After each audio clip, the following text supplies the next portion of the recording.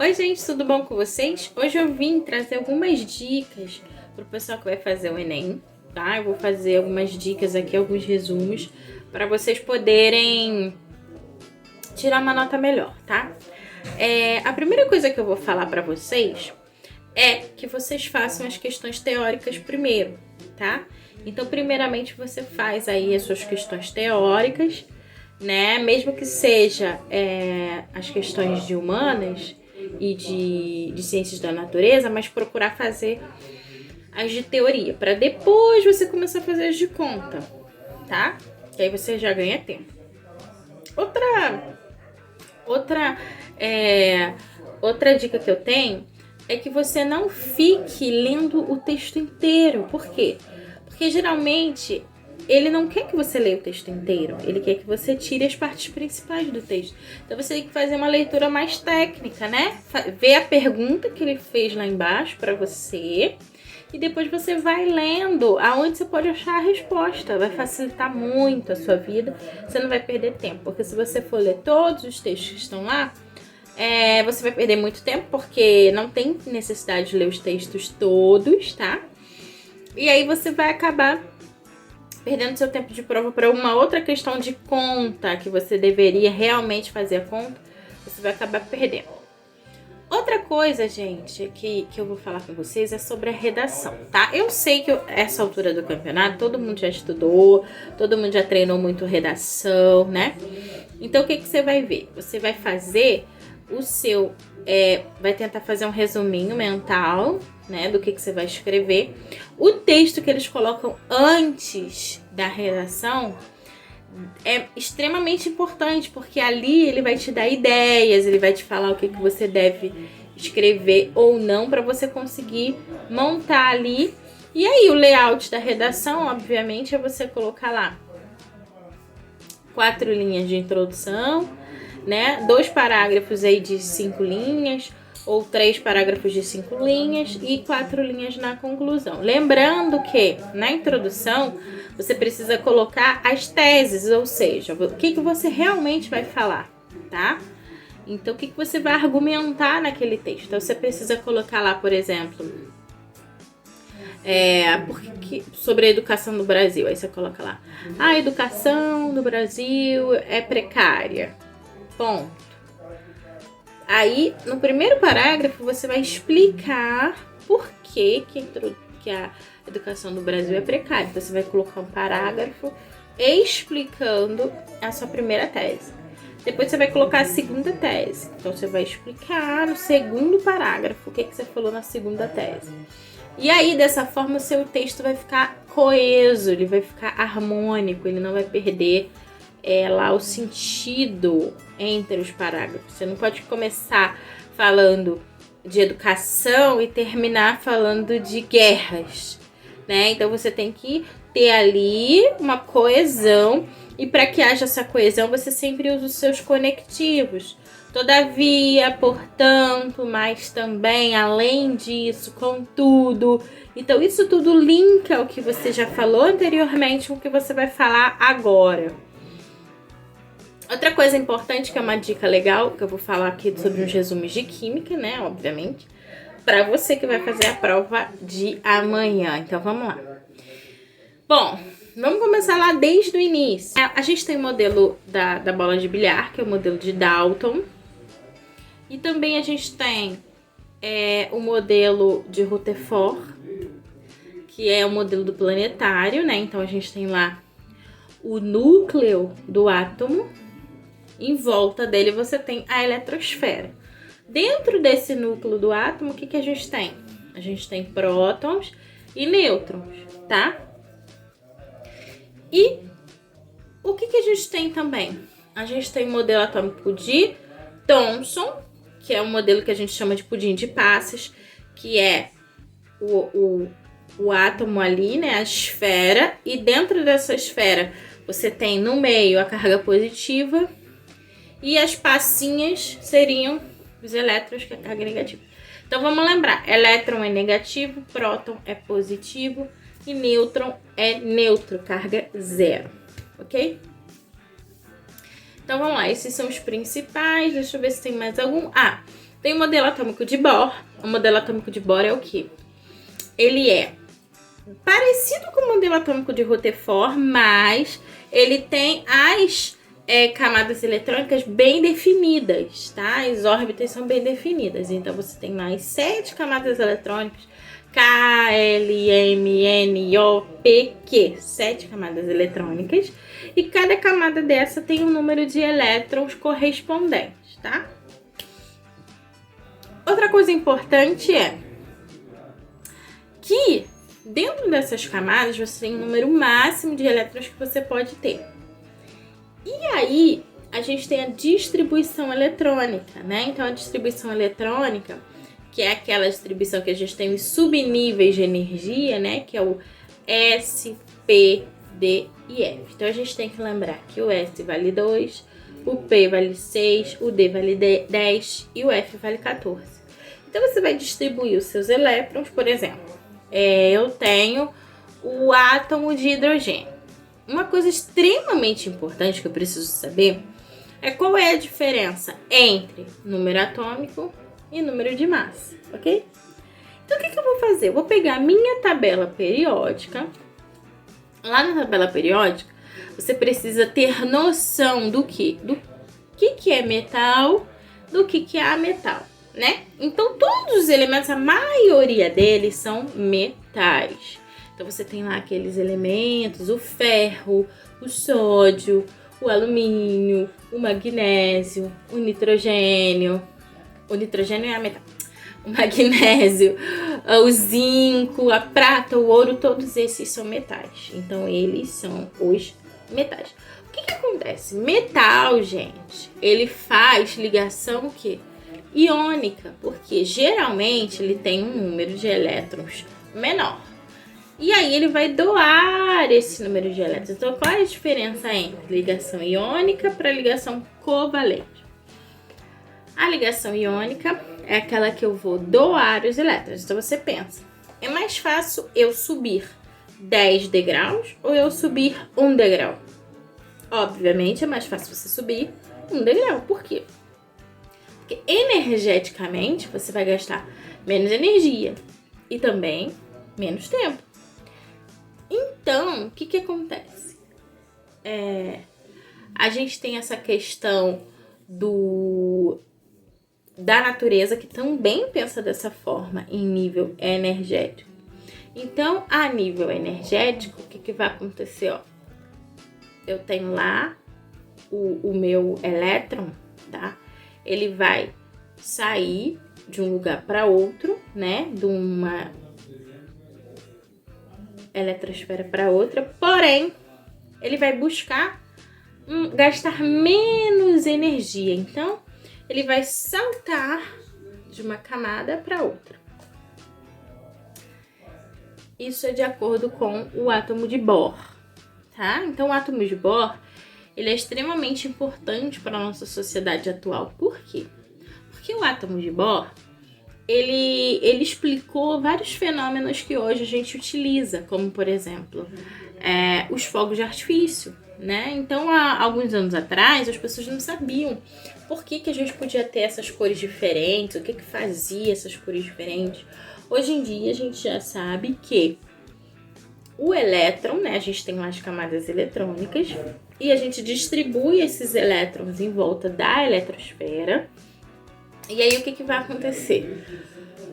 Os elétrons, eles vão saltar. Quando eles recebem uma energia, um calor, por exemplo, você tá lá com os seus fogos de artifício, e aí você vai tacar fogo nele, certo? Quando você taca fogo nele, o que vai acontecer? Ele vai absorver energia. E aí, o que vai acontecer? O elétron, ele vai saltar do nível mais baixinho que ele tá para um nível mais alto. Então, ele saltou. Beleza. O que vai acontecer? Depois que ele salta, aquela energia que ele absorveu vai deixar ele instável. Então, ele não vai permanecer com essa energia. Então, o que vai acontecer? Ele vai ter que emitir essa energia para conseguir voltar ao seu estado anterior. Então, ele vai absorver, salta, No que ele saltou, ele tem que voltar. E quando ele volta, ele tem que emitir essa energia. E no que ele emite essa energia que estava em excesso para ele, o que vai acontecer? A gente tem essa emissão em forma de luz. E cada tipo de metal, ele vai emitir uma luz de forma diferente. Então você tem lá os metais que quando você aquece, ele vibra e salta numa quantidade de energia. No que ele volta, ele vai emitir a cor rosa. Aí o outro vai emitir a cor azul. Aí o outro vai emitir a cor branca e assim por diante, tá? Então, a explicação pelo qual a gente tem essa diferença de cores em relação aos fogos de artifício, né, em geral, é devido a esse teste de chama, né, que a gente faz até um teste de chama no laboratório. E aí você tem esses saltos quânticos, né? O salto quântico nada mais é do que o salto do elétron de um nível inferior para um nível superior, ou seja, uma camada inferior para uma camada superior. E aí ele saltou. No que ele saltou, ele tem que voltar ao seu estado fundamental. E quando ele volta ao seu estado fundamental, ele vai emitir uma energia. E essa energia é justamente a cor que a gente enxerga, a cor que a gente vê. Então, olha só que interessante, né? A contribuição que esse átomo de Bohr trouxe pra gente, né? Além disso, a gente consegue distribuir os elétrons nas camadas, né? E aí a gente tem que entender que o átomo, ele é a menor parte da matéria, né? Então, ela é aquela menor partezinha de tudo que existe. Há pouco tempo atrás, as pessoas achavam que o átomo, ele não podia ser dividido, né? Mas hoje em dia a gente já consegue ver esse átomo. A gente já consegue entender que esse átomo, ele pode ser dividido, sim, tá? Em partes menores, né? Então, ele não é indivisível. E hoje em dia a gente já sabe que esse átomo, ele pode ser dividido em prótons, nêutrons e elétrons, que é a parte mais didática, né? Mas existem outras partes que a gente já sabe que já existem, que são partes menores aí, né? Que são os quarks e tal, que a gente já consegue dividir esse átomo aí atualmente, tá? Então, essa parte aí da atomística, uma coisa importante que a gente precisa lembrar é quando você pega o átomo, o elemento químico lá na tabela periódica. Olha só que interessante, gente. É extremamente importante você entender o que é um elemento químico e o que é uma substância química. A diferença entre os dois. Então, o elemento químico, você tem que saber que se você tiver apenas um elemento, você vai ter apenas uma letra maiúscula, hidrogênio, você vai ter o H maiúsculo, nitrogênio, N maiúsculo. E se você tiver duas letras, a primeira é maiúscula e a segunda tem que ser minúscula, obrigatoriamente. Ela não pode ser as duas maiúsculas, tá? Então, a primeira é maiúscula, a segunda minúscula, tá? Primeira coisa. Outra coisa que a gente tem que saber é o quê? Que uma substância química, ela tem que ter no mínimo, dois elementos para ser uma substância, né? Ou ela pode ter apenas um elemento, né? Mas ela tem que ter pelo menos dois átomos para que ela possa ser uma substância, porque a ligação entre esses dois átomos, né? Então, N2 é o gás de nitrogênio.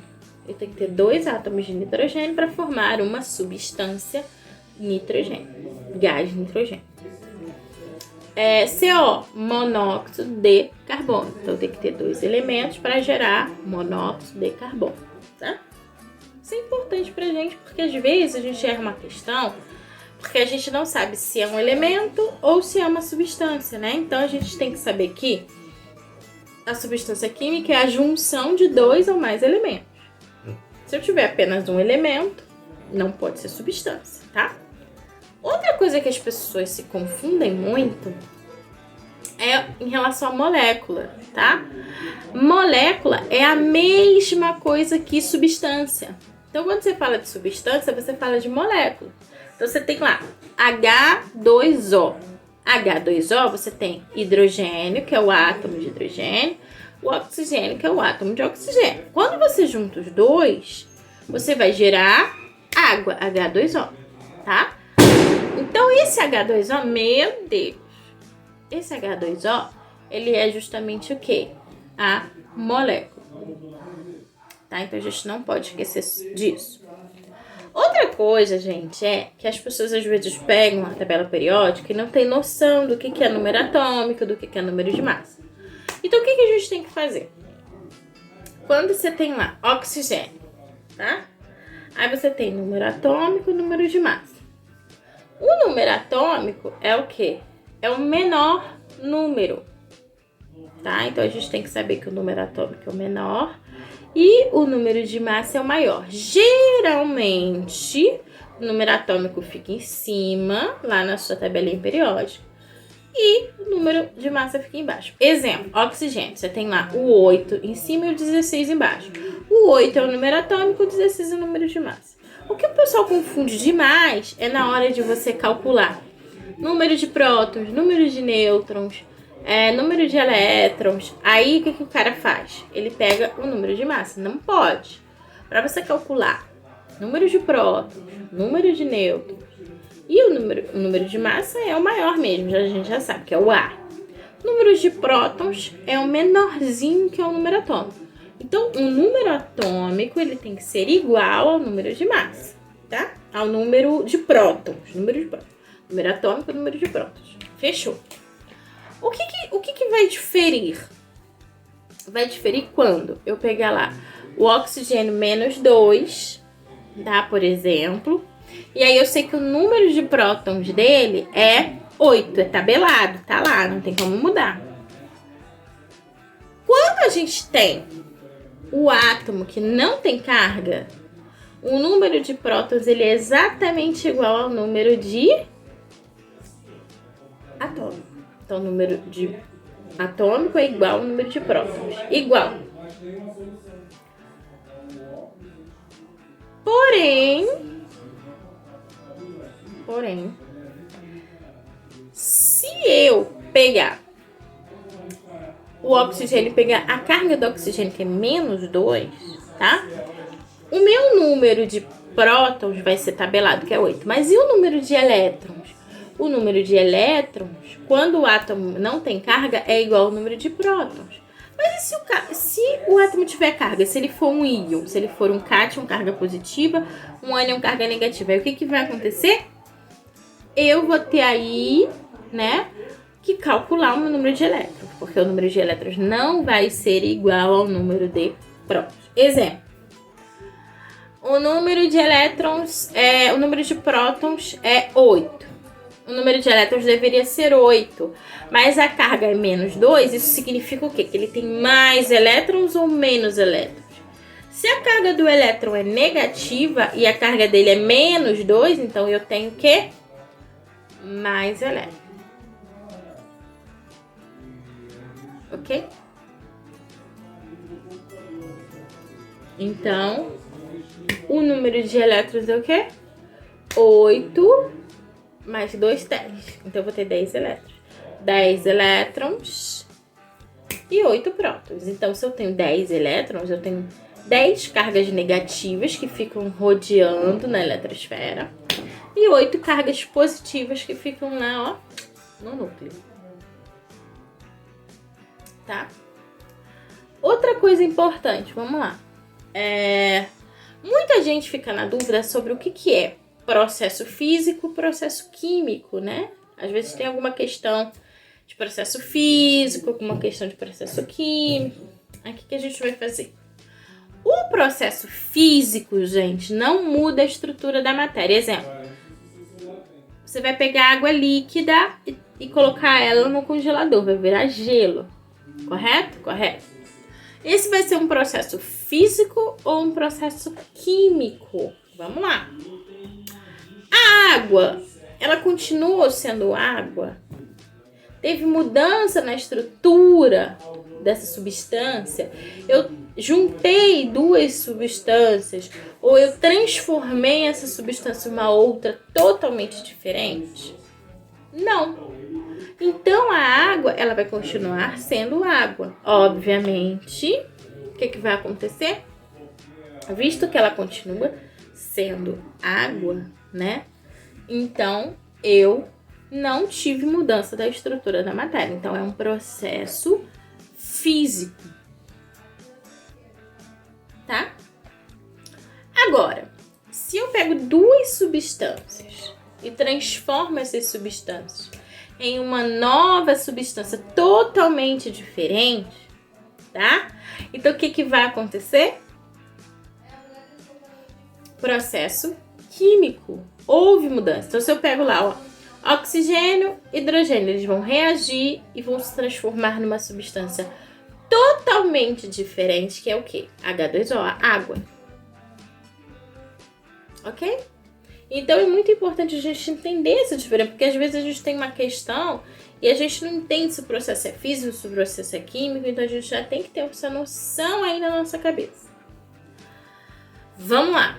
Outra coisa que o pessoal confunde muito, né, ainda mais naquela parte ali de eletrólise, que eu vou falar um pouquinho daqui a pouco, é a diferença entre uma substância aquosa e uma substância líquida. Então eu sempre falo para os meus alunos que a substância líquida, ela pode ser qualquer uma substância. Por quê? Todas as substâncias no universo, tá? Elas podem ser encontradas no estado sólido, no estado líquido e no estado gasoso. Ah, mas professora, olha só, eu só vejo o oxigênio, né? Vejo entre aspas, porque a gente não vê o oxigênio, mas eu só encontro oxigênio no estado gasoso. Por quê? Para mim, no meu entendimento, o oxigênio só existe gasoso. Ah, mas olha só, você já ouviu falar em nitrogênio líquido? Já. Como é que eu consigo obter um nitrogênio que é a temperatura ambiente gasoso e eu consigo colocar ele no estado líquido? Por quê? Justamente devido a essa explicação. Todas as substâncias na natureza você pode encontrar no estado sólido, líquido e gasoso. Como?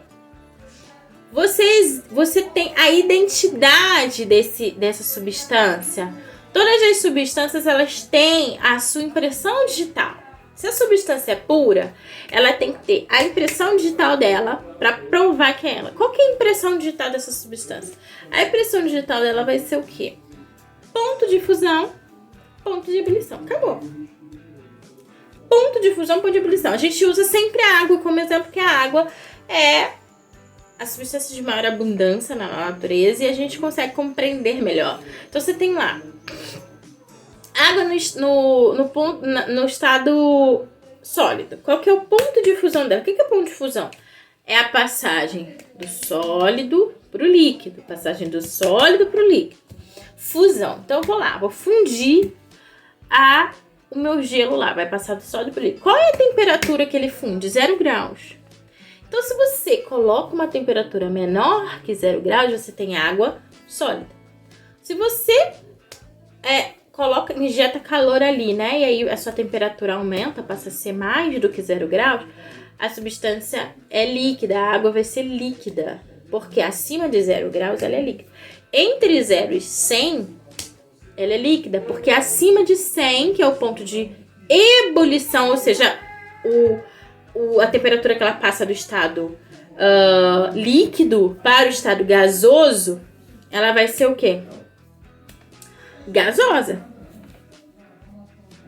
Isso não é só água. É para tudo que existe na natureza. Então você tem lá o ferro. Ah, mas eu só conheço o ferro a temperatura ambiente sólido. Então é impossível que o ferro seja líquido, o ferro seja gasoso. Não, é possível. Desde que você atinja o ponto de fusão, que é a temperatura em que ele vai se fundir, vai passar do sólido para o líquido, que é acima de 1500 graus, ali 1800, 1700, vai passar do sólido para o líquido. Tanto que você tem aí várias indústrias, né, que trabalham com essa questão do ferro e tá. Então elas vão fundir esse ferro para conseguir moldar ele, né, vai transformar ele em líquido. E você consegue obter gasoso se você atingir a temperatura de ebulição do ferro. Então você consegue obter isso na natureza, tá? Se você fizer exatamente isso, se você atingir a temperatura de fusão, de ebulição e a pressão correspondente também é importante, tá? Porque a nossa pressão aqui, né, ao nível do mar, é 1 atmosfera, 1 atm, ou 760 milímetros de mercúrio, que é a mesma coisa. Então, se você muda essa pressão, consequentemente, você consegue obter aí um estado diferenciado, tá ok, gente? Então, vamos lá. Vamos ver coisas que a gente pode falar sobre a nossa prova. Então, quando você vai fazer o número de nêutrons, você vai pegar o número de massa menos o número de prótons, que é o Z. Então, o número de nêutrons vai ser A menos E. Só isso, tá? Outra coisa. Diferença entre líquido e aquoso, né? O líquido são todas as substâncias na natureza no estado sólido, líquido ou gasoso. Então, elas podem se encontrar no estado líquido. A substância aquosa, obrigatoriamente, ela tem que estar misturada com água. Então, ela não é uma substância pura, ela é uma mistura, tá? Então, você pega lá sal de cozinha com água. Ela vai ser o NaCl, que é o cloreto de sódio, sal de cozinha, aquoso na água. É uma solução de cloreto de sódio em água. Outra coisa que é importante é a gente entender que a gente tem aí uma solução, tá? E essa solução, ela é uma mistura, e as misturas podem ser homogêneas ou heterogêneas. Então, você tem lá mistura de água e álcool, tem 2 substâncias diferentes. Essas 2 substâncias diferentes juntas formam uma mistura homogênea, porque você não consegue ver 2, você só vê uma. Então, você só vê uma fase, porém você tem 2 substâncias. Se você tiver uma mistura heterogênea, água e óleo, então você tem aí uma mistura heterogênea. São 2 substâncias que não se misturam. Outra coisa extremamente importante que as pessoas falam, mas às vezes não conseguem explicar, é por que o óleo não se mistura com a água. E aí muita gente fala assim, o óleo não se mistura com a água porque o óleo é menos denso que a água. Será que isso é verdade, gente? A gente sabe que o óleo realmente é menos denso que a água, por isso ele flutua. Mas isso não é explicação pelo qual ele não se mistura com a água. Ele não se mistura com a água porque ele não tem afinidade com a água. Então, suponhamos, a gente é assim no nosso dia a dia, né? Então, você tá lá, você costuma ter afinidade com aquelas pessoas que gostam das mesmas coisas que você, do mesmo estilo musical, que tem assuntos para conversar no mesmo nível que você. Então, você tende a ter afinidade a essas pessoas. Na natureza não é diferente. A afinidade se dá justamente com a interação dos semelhantes. Então, se você tem lá, água e álcool, por que eles conseguem se misturar? Porque o álcool, ele é polar, então ele tem uma parte lá que é polar na sua molécula. E a água também é polar. Então, semelhante dissolve semelhante. Então, você vai pegar o álcool e misturar com a água. Perfeito. Já o óleo, ele é apolar.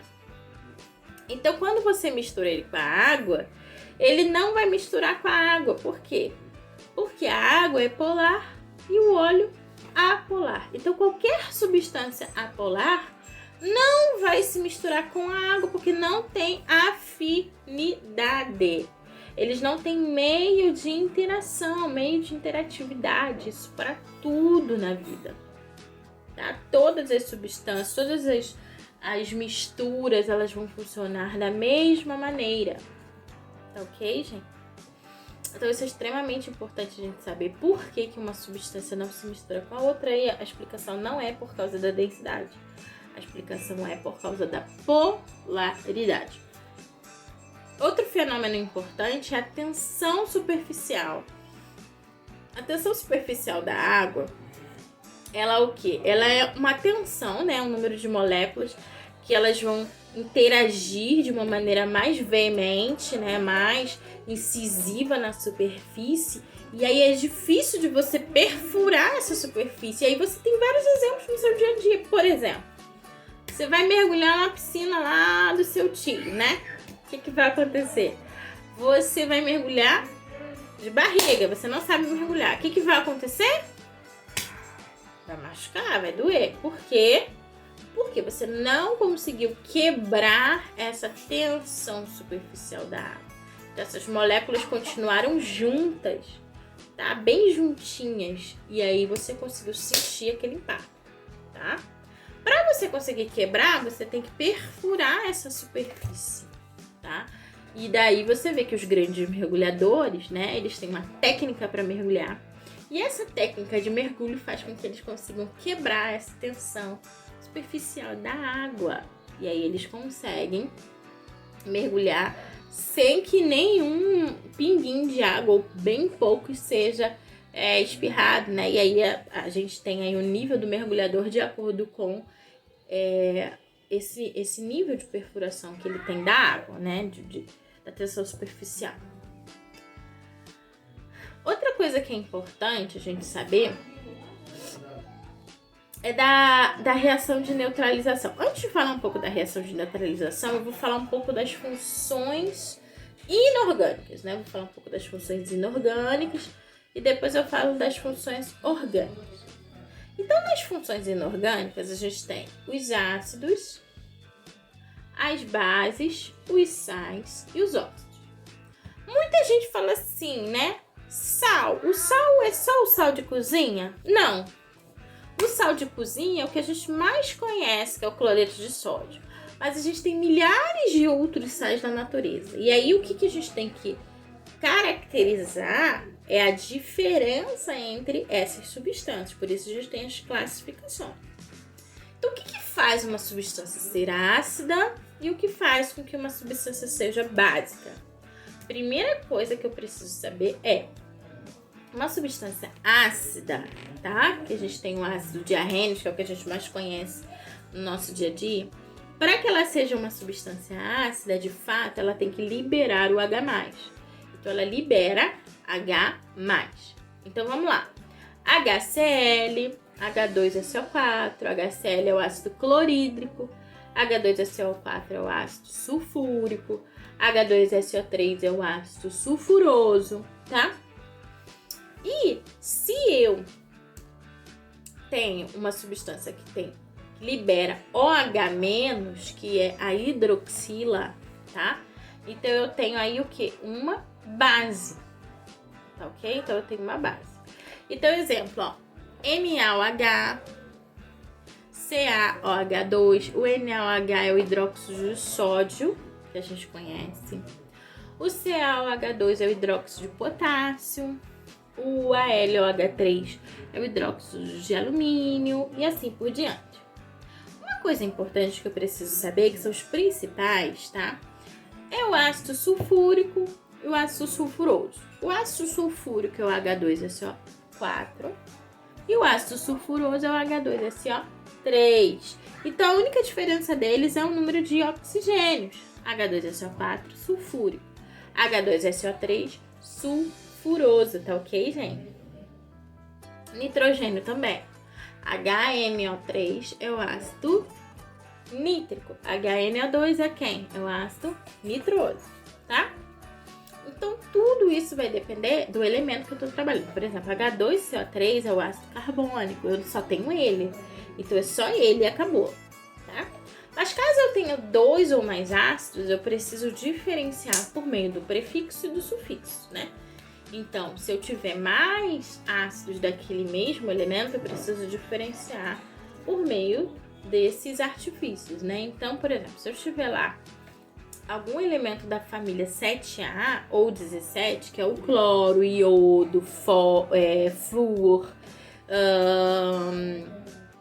iodo, flúor, cloro, bromo, todos eles são família dos halogênios. Então, todos esses elementos eles vão gerar 4 oxiácidos, tá? HClO, HClO2, HClO3, HClO4.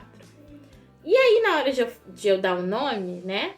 Os do meio eu chamo de clórico e cloroso.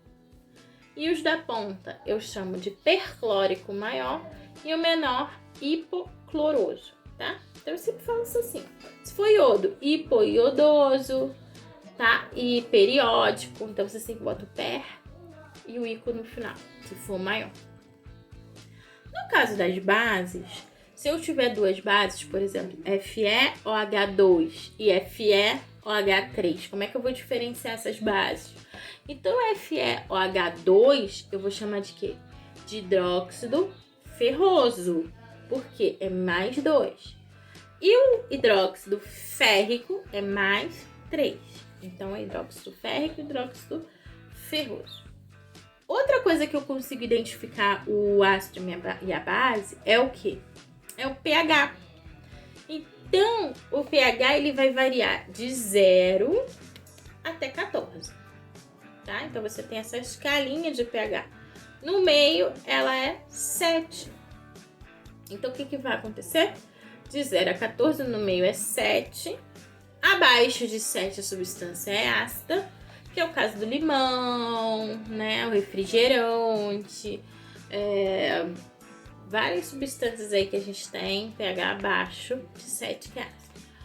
O pH 7, ele é um pH neutro, tá? E acima de 7 é o pH básico, ok? Agora vamos para os óxidos. O que é o óxido, gente? O óxido, ele é uma substância que é binária. O que é binário? Ele tem que ter 2 elementos. E um deles, obrigatoriamente, tem que ser o oxigênio. Então, você vai lá. Na2O. Óxido de sódio. Tá? Então, eu tenho que ter 2 elementos e um deles, oxigênio. Ah, professora, mas olha só. Eu tenho NaClO. 3 elementos. Tem oxigênio? Tem. Mas ele tem 3 elementos.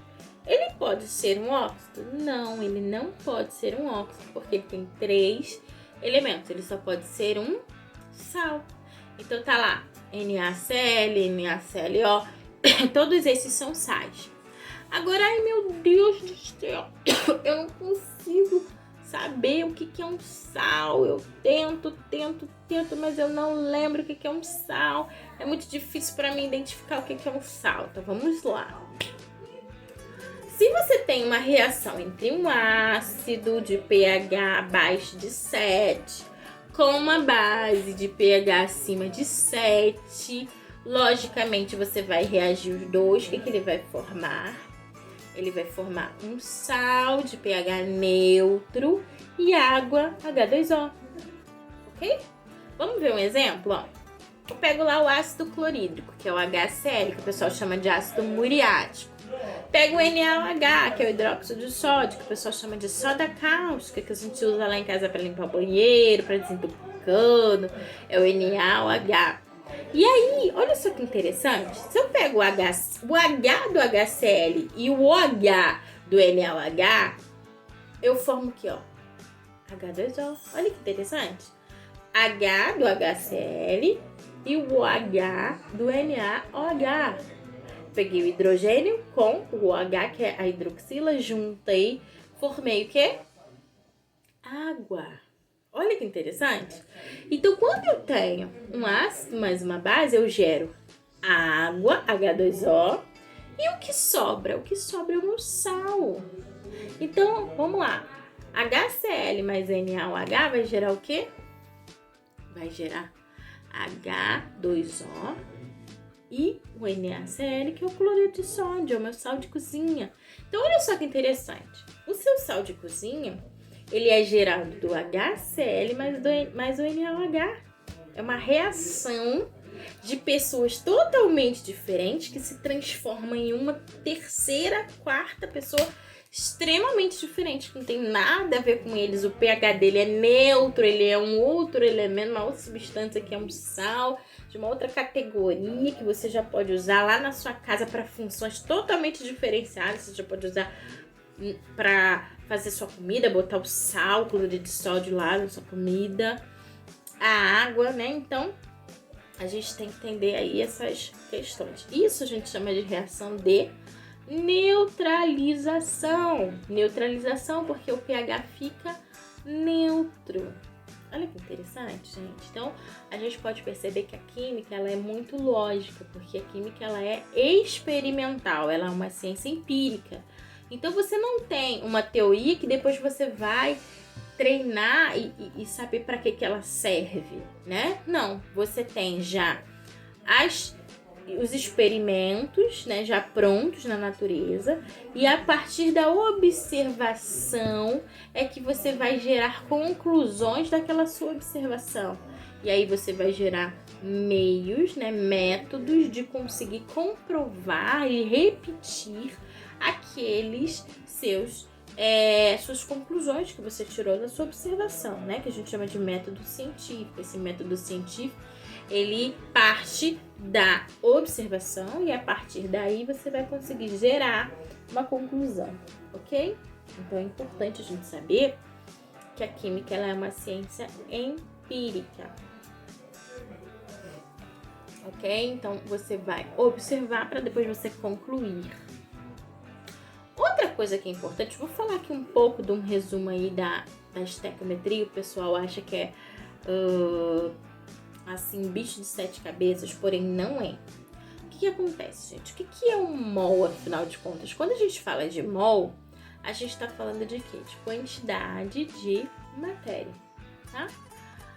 Isso é uma grandeza, né, que a gente utiliza para fazer medição de coisas muito, muito, muito, muito pequenininhas. Então, por exemplo, se você tem lá uma quantidade de partículas e você quer quantificar isso, você usa o mol.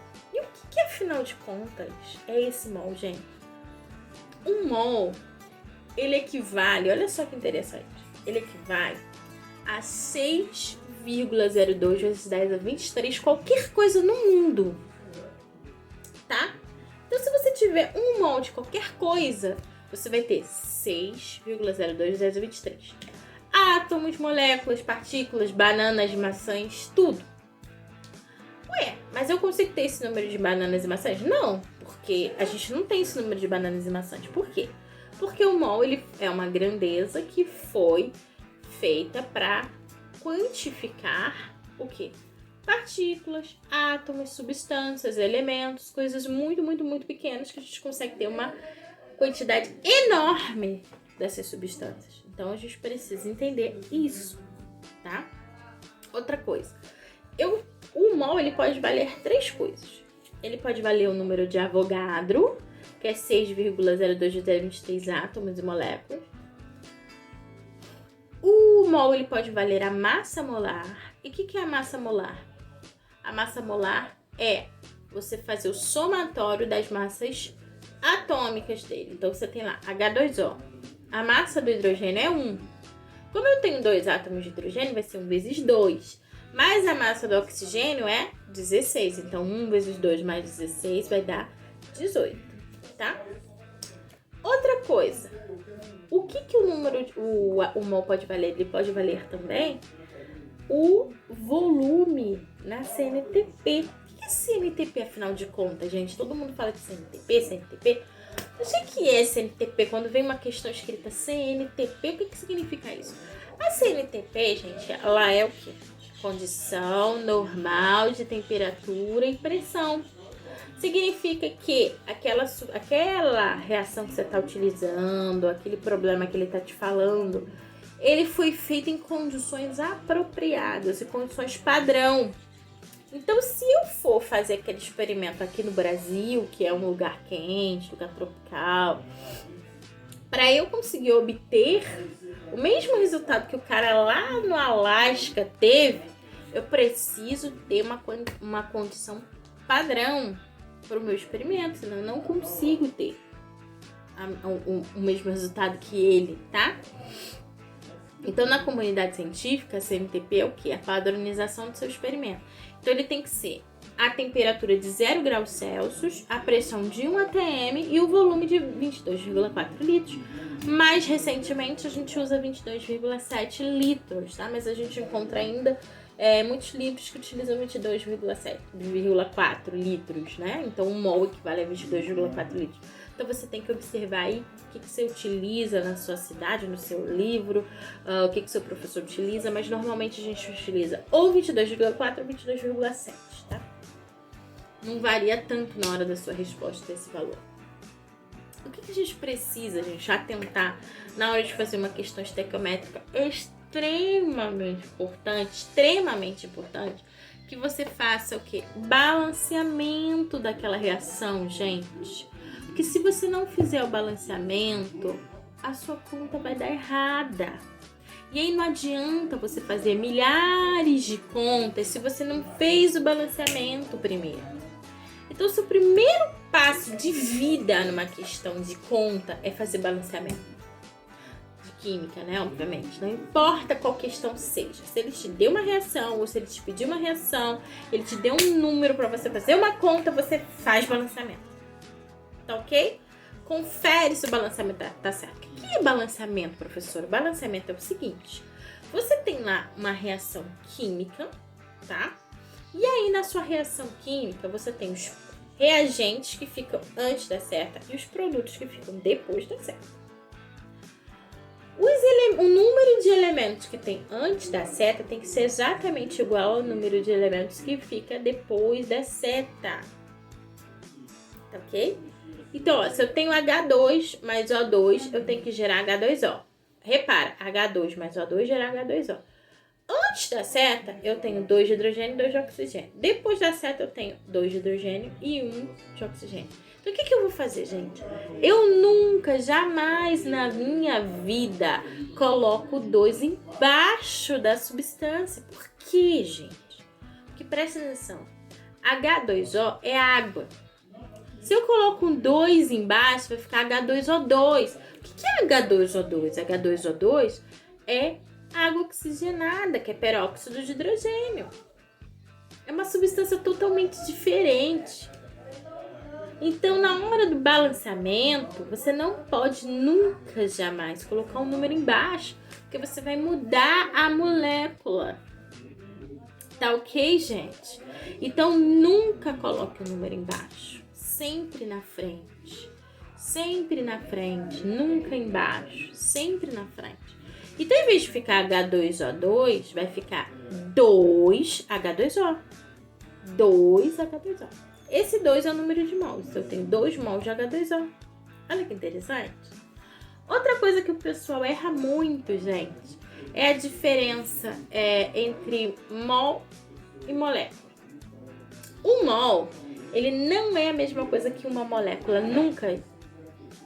Um mol, ele equivale a 6,02 vezes 10 a 23 moléculas, partículas, tudo que você quiser, tá? Então, você nunca pode dizer que um átomo equivale a uma molécula. Um mol equivale a 6 vezes 10 a 23 moléculas.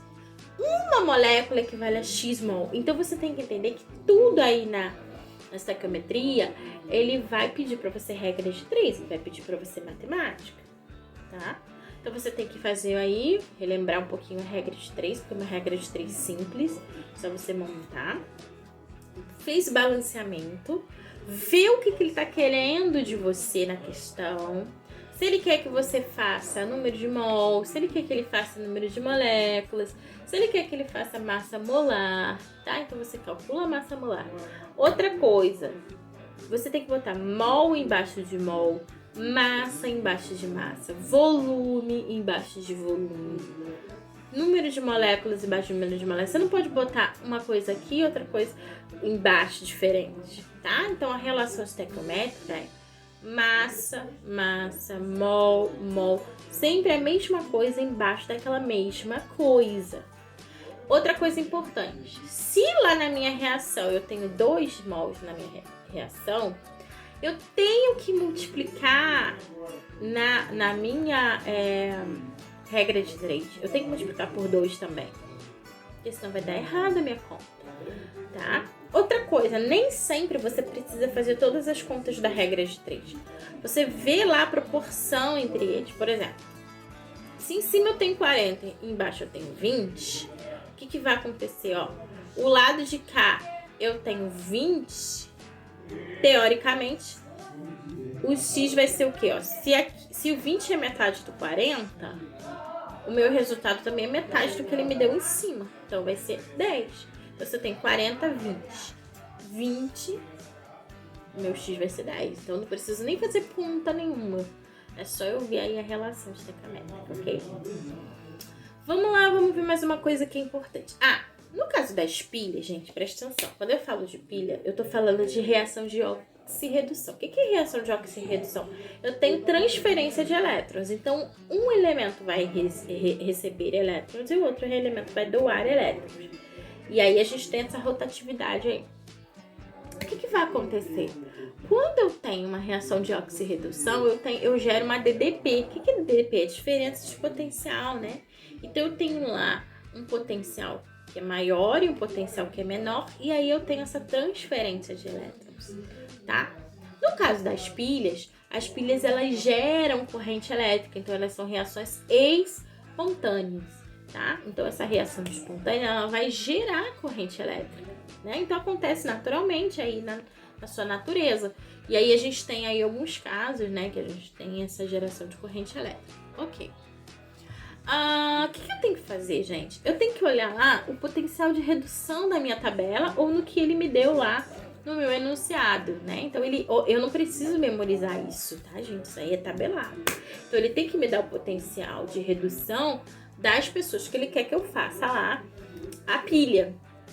Então, por exemplo, ele quer que eu faça a reação entre o ferro e o cloro. Então, ele tem que me dar os potenciais de redução e aí eu vou fazer a DDP entre eles. Então, o que você faz? Se os dois potenciais são de redução, você vai pegar maior menos o menor, maior menos o menor, maior menos o menor. Se der positivo, a reação é espontânea, é uma pilha. Se der negativo, a reação é eletrólise, porque ela não é espontânea, ela vai precisar de corrente elétrica para que ela possa acontecer. Uma coisa que o pessoal erra muito, gente, é o seguinte: quem oxida é quem reduz. Então, quem oxida, tá, é aquele que ganha ou que perde elétron, né? O que oxida é aquele que aumenta o NOx. E no que ele aumenta o NOx, ele perde elétron. E o que reduz? O que reduz é o que ganha elétron, porque ele diminui o NOx. Então, para ele diminuir o NOx, ele tem que ganhar carga negativa. Então, ele vai ganhar elétron, obviamente. Então, ele reduz, tá? Outra coisa importante, gente, ele reduziu, tá? E aí, o que vai acontecer? Eu tenho que ter catodo, anodo. Catodo é o que reduz, consoante com consoante. Anodo é o que oxida, vogal com vogal. Anodo oxida, catodo reduz. Anodo oxida, catodo reduz. Ok?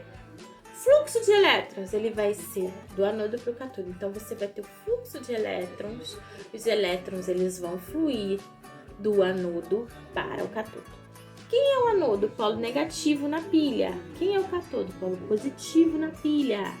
Na eletrólise, a gente tem aí a inversão dos polos, ok? Outra coisa que o pessoal confunde muito: agente oxidante, agente redutor.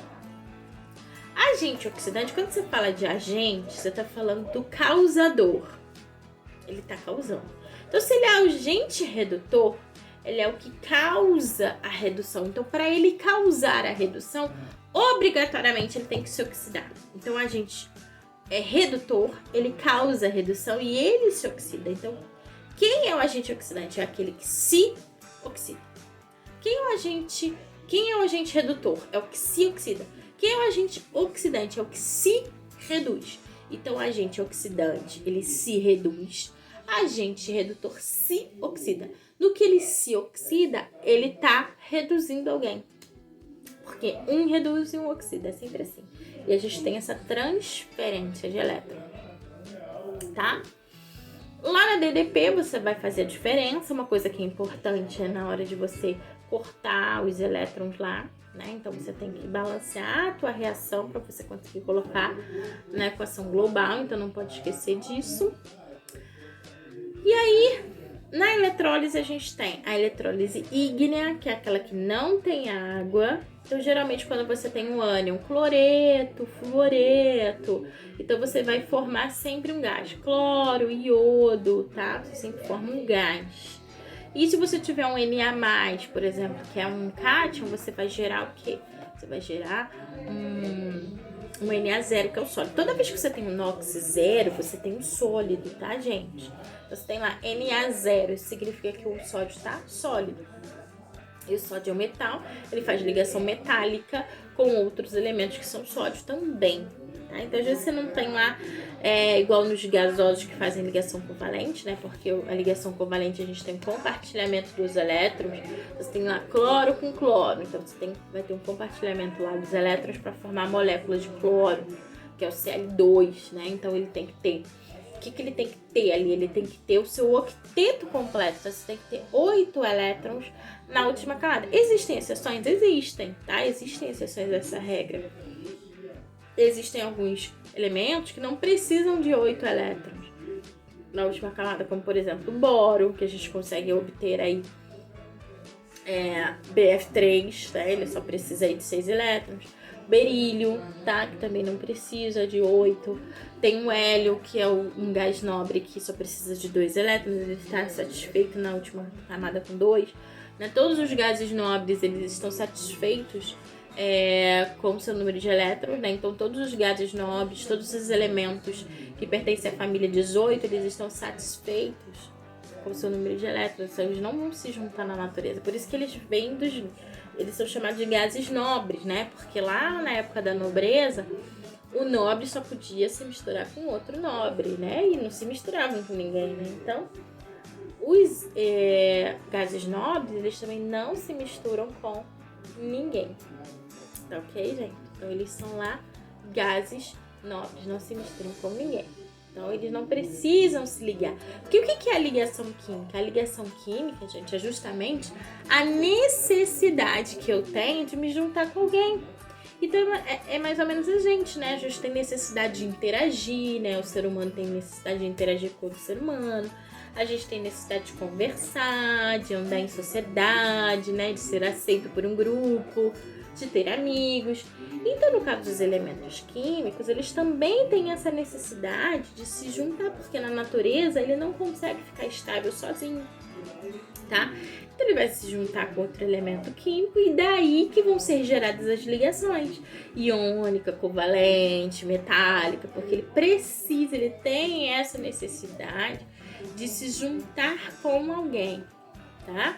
Você tem lá o NaCl, então o sódio se juntou com o cloro porque eles estavam estáveis na natureza e aí juntou e formou o NaCl, que é o cloreto de sódio. A gente já até viu hoje que o cloreto de sódio ele é proveniente da reação aí de um ácido e uma base, por isso que forma o sal e água, tá?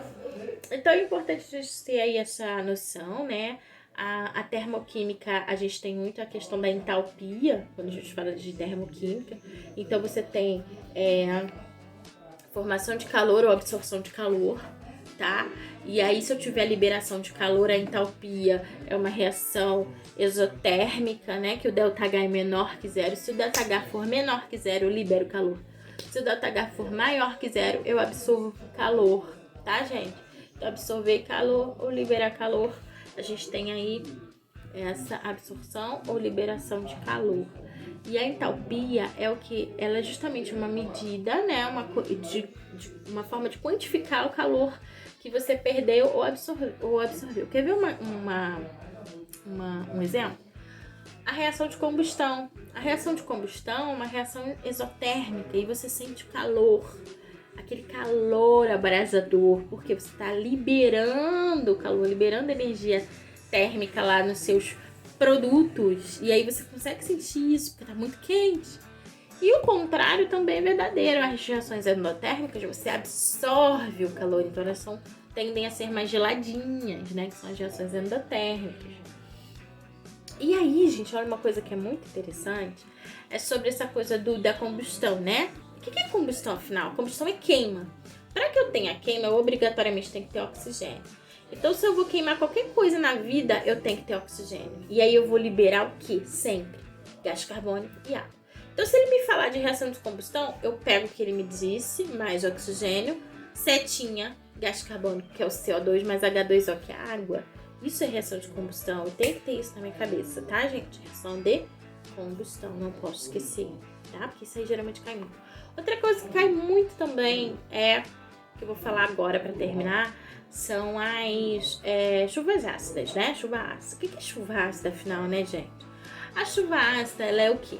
Ela, na verdade, é o produto, né? A mistura da água com o óxido ácido. Ah, mas o óxido pode ser ácido? Pode ser básico? Sim, o óxido pode ser ácido se ele for um óxido formado de metal, enxofre, nitrogênio. Então, a gente tem aí proveniente da chuva ácida os SO2, por exemplo, mais água, né? Que vai formar o H2SO3, que é o ácido sulfuroso.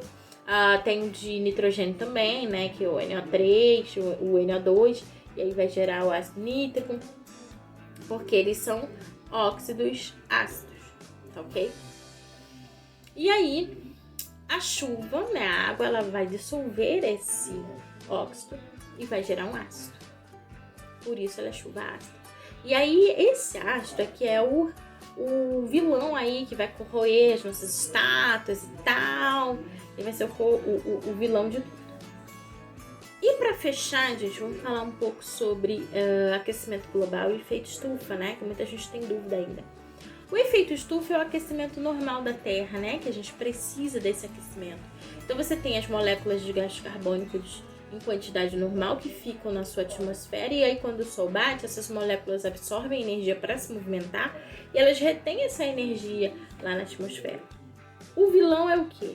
O vilão é que quando você começa a queimar, que é a reação de combustão que a gente falou agora, esse CO2 que você gera da combustão, ele vai todo para a atmosfera em uma quantidade excessiva que a Terra não consegue se equilibrar novamente, não consegue atenuar essa produção que você teve em excesso. E aí esse CO2 vai ficando lá na atmosfera, vai absorvendo cada vez mais calor, e daí você gera um aumento de temperatura, né? Porque aí você vai concentrar aquele calor todo na atmosfera, que deveria ser normal, numa quantidade normal, um fenômeno normal, mas acaba sendo um fenômeno excessivo, né?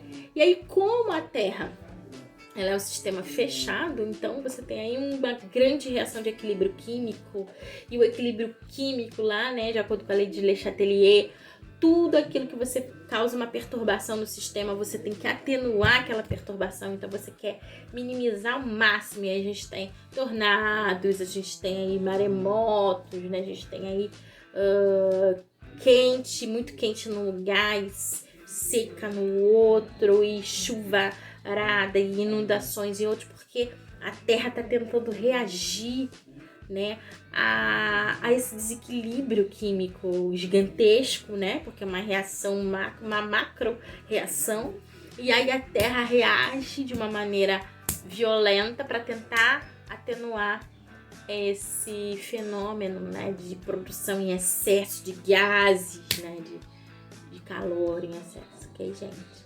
Espero que vocês façam uma excelente prova amanhã. Façam um grande resumo, relembrem e descansem, tá bom? E boa sorte para todos. Beijo.